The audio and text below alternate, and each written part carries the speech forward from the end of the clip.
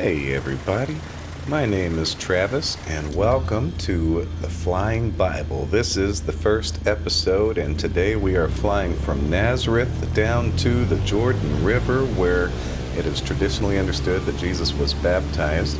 We're taking off from a location at Mount Megiddo. This is the Megiddo Airport, and if you don't recognize the name Megiddo, that is Armageddon, Mount Megiddo. So that place that is well known from the Bible for the end times war. It's actually a place that's well known for warfare because it's a place where wars were fought between kingdoms.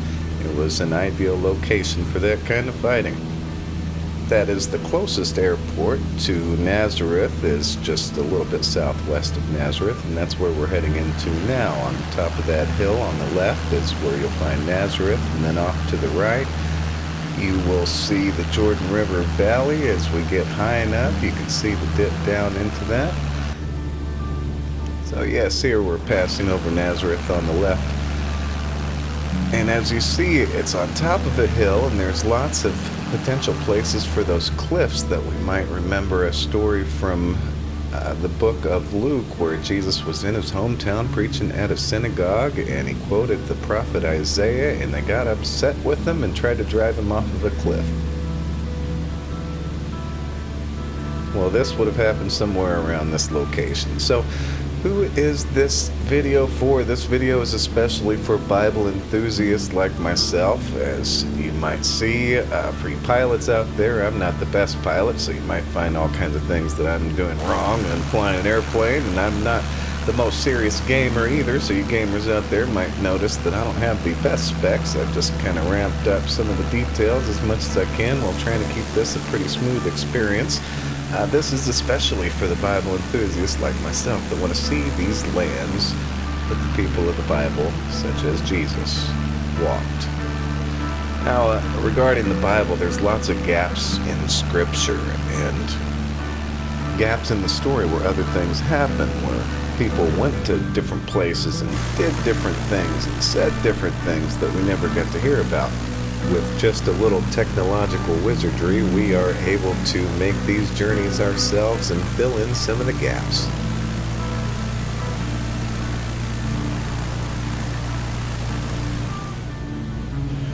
Well, here we're heading back down south again from Nazareth. We've started our journey with Jesus to go down towards the Jordan River Valley. So word has gotten around in the countryside and the towns that a man named John is down baptizing in the Jordan River. And so in deciding what route to take, there's lots of different routes that you could take from Nazareth down into the Jordan River Valley. You could just go straight east over into the valley and walk down the valley. You could go south through the towns of Galilee and Samaria, and that's the route that we're taking, and then we're going to make a turn once we get down into Shechem.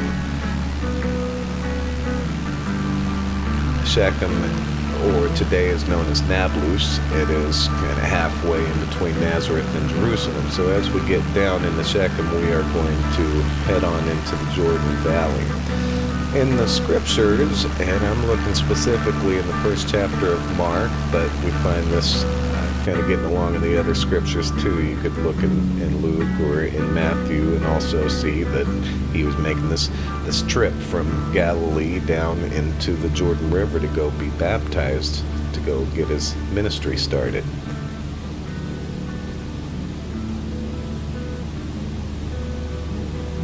Now, another way we could have taken was to keep going south on into Jerusalem and then go into the Jordan River Valley and the road to Jericho. But looking at the maps and the different theories of what Jesus' routes might have been, I think this route makes sense because we know that Jesus later on, and as he heads to Jerusalem, he goes south this way from Nazareth on through Samaria, the Samaritan towns. Remember the story of the Good Samaritan and so forth. We are in Samaria right now as we're heading on into Shechem.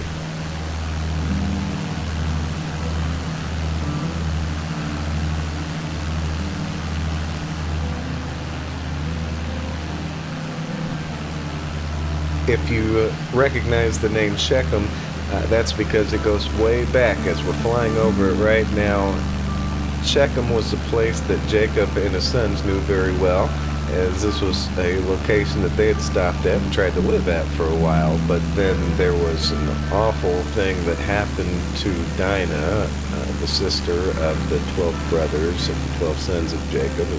Dinah was Jacob's daughter, and something terrible happened to her by the person of Shechem, and then Jacob's sons proceeded to wipe out the people of Shechem. So it's a pretty gruesome story of what happened there. At any rate, we carry on. I think Jesus might have passed right through there, as it was a big place to pass through, and if you're traveling these long distances by foot, you think you might go places where there are other people, where there's food, and there's a place to rest, and it just makes sense to me that Jesus might have taken some kind of route like this. So now we have begun our descent into the Jordan Valley. This is also known as the Valley of the Kings. It's a long valley that runs north and south just along the Jordan River and between the Dead Sea and the Sea of Galilee. And then even once you get north of the Sea of Galilee, then the Jordan River continues for a while, and it still continues to be a valley for a while. And here in this valley, not only is it this low point between the high places on the east and west sides, Israel and the country of Jordan now, but it's also descending down into the Dead Sea, which is the lowest place on earth.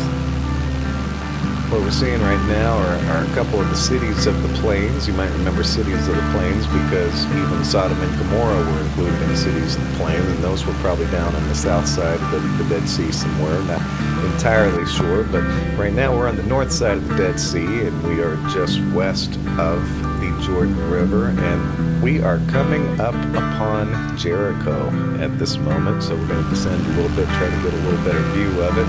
As you see the city ahead, that is Jericho, a place that Jesus definitely went later on in his ministry, and who knows, maybe would have stopped at on his way to be baptized or on his way back from being baptized. As you see on the right of the airplane there's a great ascent up the hill and into the desert. That's a very harsh desert, so keep that in mind. But we are going to head right on down past Jericho, and we're going to make a left turn and go on down into the Jordan River.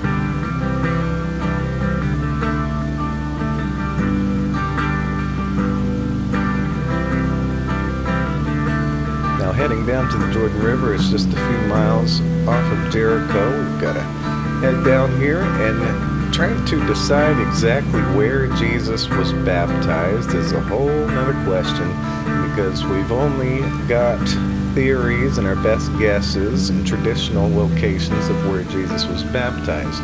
We got to visit one of those traditional spots, but we weren't able to go visit the other traditional spot, which is Bethany beyond the Jordan, which is right down here along the same area as well. So we're going to fly low and make a pass toward this little spot that looks like it may be something representing that traditional location of where Jesus was baptized. I'm not entirely sure. It's not something that they have made specific in this game. In this game, they'll go through and redesign certain locations so you can look at them and get a nice artistic representation of what it is. But here what the game does, it takes things from satellite images and remodels them into 3D, so you just kind of get an idea that there's something there and kind of the satellite's best version of it, but it's not really an artistic representation of what it looks like today. So as you see, taking these tours here is not quite like taking a real tour through the place, because you don't get to see what the real place is actually looking like other than these pictures that we can put up and show you from where we visited on the ground. But what kind of makes up for that is we can't just do this kind of flying, because what we're doing right now, how we're going to fly directly over this little spot we're talking about with the trees, which may be the spot, I'm not entirely sure, but as we just crossed the Jordan River, we just got into the country of Jordan, and that is a big no-no. What we're doing here, we cannot do, just fly in between Israel and Jordan like that. It's a very uncomfortable border. To cross there at all is something that takes some preparation. You got to go all all the way around. You can't even cross that location if you want to. If you want to cross from Israel to Jordan, you got to go somewhere else. That's quite a long drive.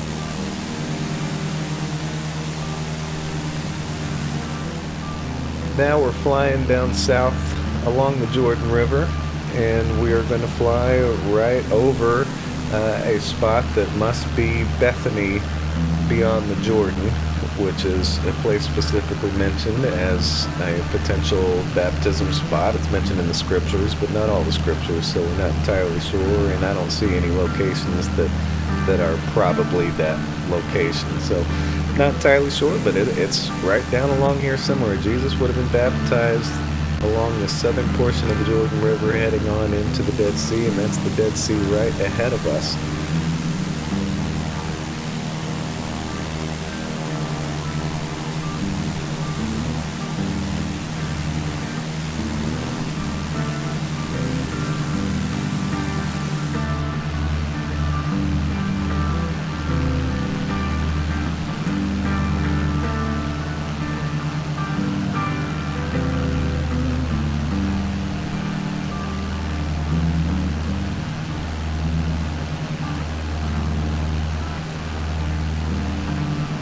Here we're flying south on into the Dead Sea to see where the Jordan River meets the Dead Sea and flows into it. And this is going to be the conclusion for our video today. For the next video, we're going to go with Jesus immediately from being baptized into the desert, where Jesus spends 40 days, so somewhere around a month period of time, where he spends that time, and it's not until John the Baptist gets killed for the ministry that he's doing that Jesus leaves the desert to head on back up into Galilee to really get his ministry going.